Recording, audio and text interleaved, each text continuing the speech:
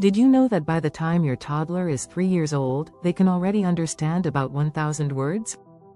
Yet, many parents unknowingly make mistakes that slow down their child's communication development. In fact, studies show that toddlers who are given more wait time when speaking develop better vocabulary and emotional skills. But many parents rush through conversations, missing out on these key moments. If you're a parent, you might already feel like you're in a constant battle to get your toddler to talk, listen, or understand. But what if the problem isn't them, it's how we communicate with them? In this video, we'll dive into 6 common mistakes parents make when talking to their toddlers. From talking over them to overpraising, these mistakes can have a big impact on your child's language skills. Don't worry though, we're not just pointing out the problems, we'll show you exactly how to fix them with simple, practical strategies. Ready to boost your toddler's communication? Let's get started. Chapter 1. Talking over their tiny voice. One common mistake parents make when communicating with toddlers is speaking over them. Parents often try to finish their toddler's sentences or respond immediately, thinking they're helping. But this can actually prevent toddlers from developing their communication skills. Children need time to process their thoughts and express themselves. According to child development experts, toddlers develop language best when they're given time. You may think you're saving time by speaking for them, but you're missing out on a key part of their growth. When parents finish sentences for their toddlers, the child doesn't get a chance to practice the words themselves. Studies have shown that children who are allowed to complete their sentences are more confident in their language abilities. So, how can you fix this? Simply slow down and give your child time. Let them struggle with finding the right word or phrase. This shows them that you're listening, and it builds their vocabulary. You might be surprised by how much they know when given the chance to express themselves fully. One interesting fact is that toddlers need more than just words to communicate. They also rely on nonverbal cues like facial expressions and body language.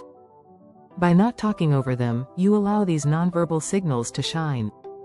Over time, this helps them make connections between their feelings and words. In practice, try pausing for a few seconds after your toddler says something. If they need help, ask guiding questions like, "What do you mean by that?" or "Can you tell me more?" This gives them a safe space to continue without feeling rushed. Remember, toddlers are learning to communicate, and they need a partner to help them grow. If you find yourself jumping in too soon, stop, take a deep breath, and wait for them to finish. Patience is key. Chapter 2. Ignoring the power of nonverbal cues. Another mistake parents make is overlooking their toddler's nonverbal communication.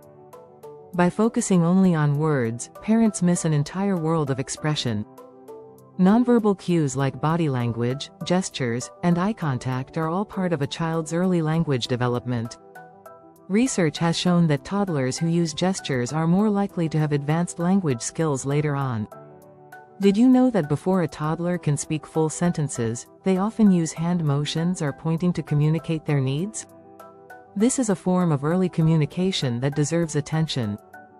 Ignoring these nonverbal cues can create frustration for both the child and the parent. So, what's the solution? Become more aware of your toddler's body language. Are they pointing to something? Are they making a face to show excitement or discomfort? These gestures provide valuable insight into how they're feeling. If your toddler points to a cup and says, "Da da," they might be asking for help. Responding to this helps foster a deeper understanding between you and your child. Nonverbal communication also plays a huge role in social development. When you mirror your child's gestures or facial expressions, it teaches them that communication is a two-way street. This mirroring not only supports emotional connection but also encourages them to use more words over time. Parents can also model nonverbal cues themselves. For example, you can use hand motions or facial expressions to show excitement when something good happens.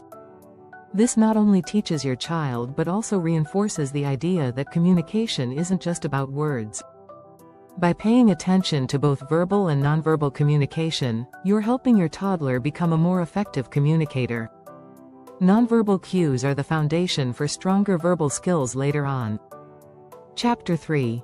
The yes trap.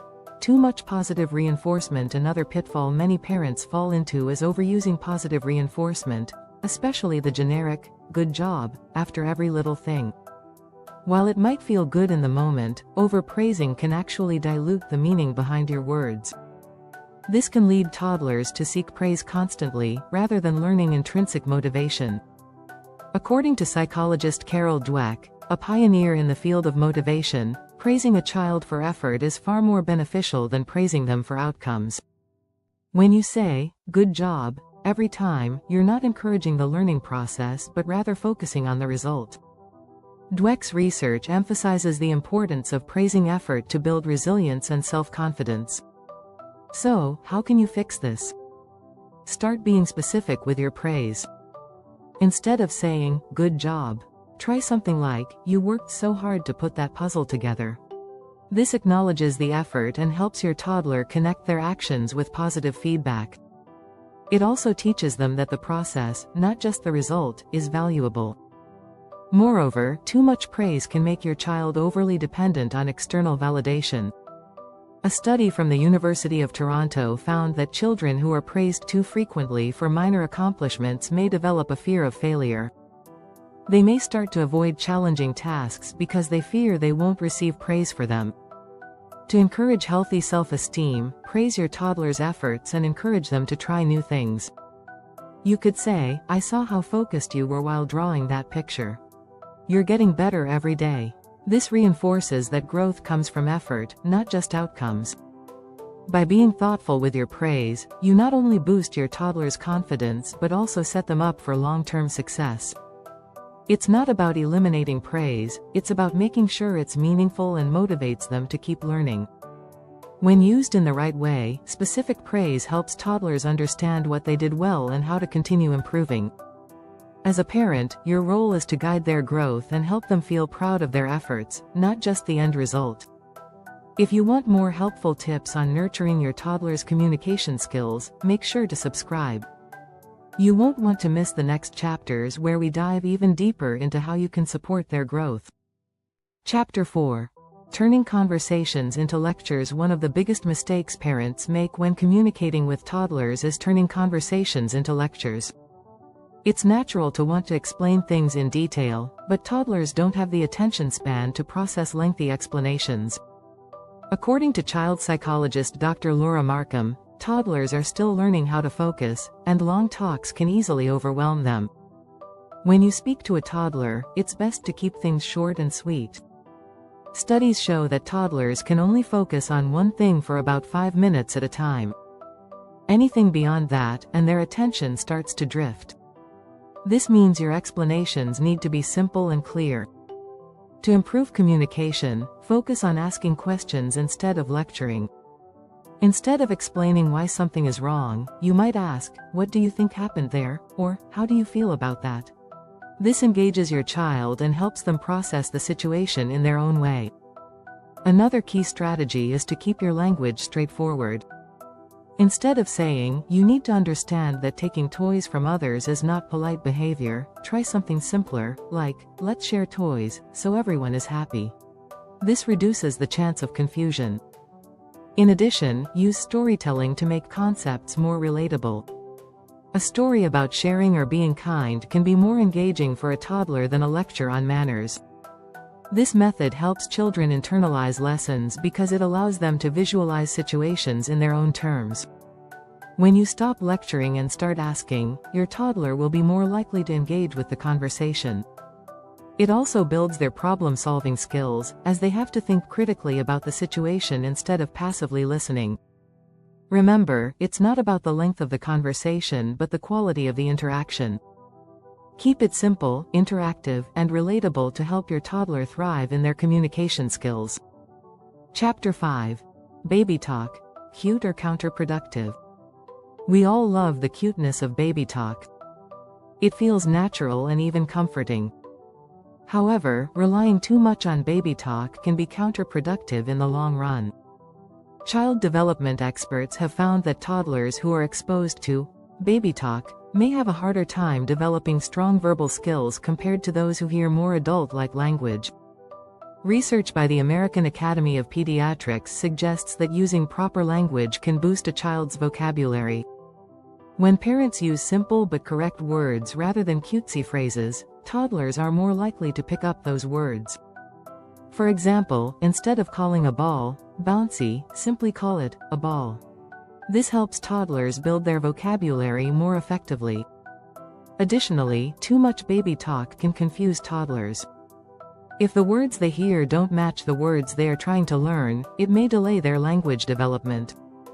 According to a study from the University of Washington, using proper language helps toddlers link sounds to their meanings more clearly, speeding up their ability to communicate. So, how do you find the balance? Speak clearly and use real words, but keep it simple. For example, when you talk about a dog, don't say, "Look at the Wuffy." Instead, say, "Look at the dog. It's barking." This gives your child the chance to hear accurate language and understand how words are used in context. Another way to avoid too much baby talk is by engaging your toddler in real conversations. Ask them questions like, "What do you think the dog is doing?" and give them time to respond. This helps them practice the language they're learning, and over time, they'll feel more comfortable using new words. Remember, toddlers are like sponges, soaking up language from everything around them. The more you speak to them using clear and correct language, the faster they'll pick up those skills. Keep the baby talk for playtime if it feels fun, but when it comes to learning language, treat them like little grown-ups. Chapter 6. The "You should know better" expectation. Parents often expect toddlers to understand complex emotions or concepts, but this is a mistake. Toddlers are still learning to navigate their own feelings and the world around them. Expecting them to act or react like an older child or adult can set them up for frustration. Developmental psychologists point out that toddlers are still in the early stages of emotional regulation. According to Dr. John Gottman, author of Raising an Emotionally Intelligent Child, young children don't have the emotional tools to understand complicated feelings or the ability to process them fully. For instance, a toddler might have a tantrum not because they're being defiant but because they don't yet understand how to manage big feelings. It's essential to remember that toddlers don't have the cognitive ability to connect their actions with consequences the way older children do. A toddler might throw a toy not because they're naughty, but because they're overwhelmed or frustrated. Expecting them to control their impulses perfectly is unrealistic at this stage. So, how can you handle these moments more effectively? Instead of getting upset, acknowledge your toddler's feelings. You can say something like, "I see that you're upset. Let's talk about it." This helps your toddler understand that their emotions are valid, and it also teaches them how to communicate their feelings. It's also helpful to model emotional regulation. When you're frustrated, for example, calmly explain how you're feeling. This shows your toddler that it's okay to have emotions, but it's important to express them calmly. Modeling behavior is one of the most effective teaching tools at this age. In addition, giving toddlers options can empower them and give them a sense of control. Instead of saying, "You should know better," offer choices that help guide them. For example, you can either clean up your toys now or after we read a story. This strategy gives them a chance to take responsibility without feeling overwhelmed. Understanding that toddlers are still learning to process emotions and make connections is key to supporting their development. Instead of holding them to impossible standards, focus on teaching them in simple, patient ways. This will lead to stronger communication skills and better emotional understanding over time. By recognizing that toddlers are in a stage of emotional and cognitive growth, you'll be better equipped to support them with empathy and patience. After all, communication is not just about words, it's about connection, understanding, and growth. Thanks for watching. If you found this video helpful, don't forget to hit that subscribe button to stay updated on more parenting tips and strategies for nurturing your toddler's communication skills.